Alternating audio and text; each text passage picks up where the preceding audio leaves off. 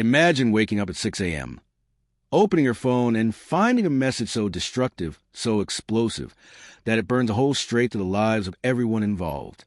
Because that's exactly what happened to one man, Bob, an IT genius whose quiet suspicion of his wife turned into a nuclear-level revenge that not only exposed her affair, but destroyed marriages, reputations, families, and careers in a single click. Today, you'll hear how a broken man unleashed the internet's most catastrophic revenge plan, and how it consumed everything around him.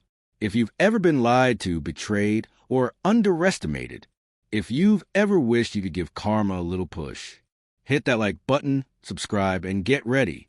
Because this is one of the most intense, heartbreaking, and brutally satisfying revenge stories you will ever hear. Bob never used to be the kind of man who doubted his wife. He wasn't paranoid. He wasn't insecure. He wasn't controlling. He was quiet, smart, soft-spoken. A man who trusted deeply because he loved deeply. He worked in IT, one of those rare people who could diagnose a computer problem just by the way the fan sounded. And for most of his marriage, he believed he had built a stable life, a home, a family, a marriage that, at least on the outside, looked solid. But there's always a moment, a spark, a tiny shift that cracks a foundation. For Bob, it started years earlier, when one of his wife's closest friends got caught cheating on her husband. The fallout was ugly. But what struck Bob wasn't the cheating. It was what happened next. That friend, caught red-handed, tried to drag Bob's wife down with her, blaming her, accusing her, calling her just as guilty. It wasn't true. Or at least, that's what Bob believed at the time. Bob confronted his wife back then, but she denied everything, and with no proof, the storm calmed. Months passed. Life returned to normal. But the seed of doubt had already been planted.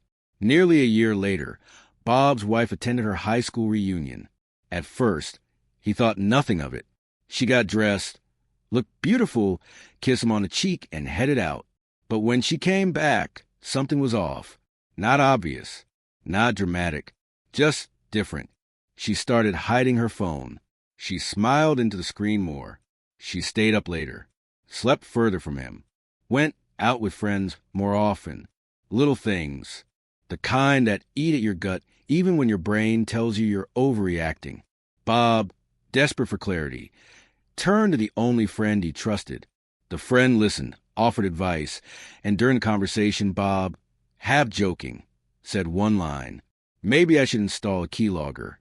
His friend laughed, but Bob didn't. There was a quiet seriousness behind his eyes. And then Bob said something that should have been a warning. "Forget I said anything. Don't mention this to anyone, not even your wife." That was the beginning. Weeks passed. Bob didn't bring it up again. Life carried on. But behind the scenes, Bob was working, planning, preparing. Not emotionally, no. Emotionally, he was crumbling. His heart was already breaking with every suspicious glance, every late-night phone glow, every lie he pretended not to notice. But technically, Bob was building a trap. Quietly, patiently, with the precision of a man who knew how to follow every keystroke, every open window, every login. And then one morning, the bomb detonated. It was about 5:45 a.m. when his friend, our narrator, was getting ready for work. Sleepy, eyes half open, just brushing teeth and checking notifications. He opened Facebook Messenger and saw something strange. A message from Bob, but not a private one. A group chat, a massive group chat, dozens of names, then hundreds. People they knew, people they didn't. Her friends, her co-workers, her family. The friend hesitated. It looked like a phishing link. Surely not from Bob. Not that Bob. Minutes later, another notification. An email. Same link. Same giant recipient list. That's when reality sank in. This wasn't a hack. This wasn't a joke. This was intentional. The friend clicked, and his heart dropped. What opened wasn't a web page. It was a digital crime scene. A crudely made website, rushed, bare bones, but devastatingly organized. Folders, categories, timelines, and inside, pictures, videos, screen recordings. Weeks' worth of explicit content between Bob's wife and another man, her former classmate from the reunion. Not hidden camera footage, not spying through doors. These were screenshots. Bob had installed a keylogger that recorded the entire screen every few seconds. Every message, every call, every video chat. And then the captions, Bob's captions, sharp, sarcastic, venomous jabs labeling his wife and her lover with every insult imaginable. But the worst part wasn't the nudity, or the videos, or the chat logs about their next meetup. It was the way she talked about Bob, about his body, his performance, his worth, trash-talking her own husband to her lover, comparing them, mocking him. Those words cut deeper than any betrayal ever could. The friend immediately called Bob. He answered, drunk, slurring, emotional, unhinged. He had been awake all night, building the website, drinking and spiraling.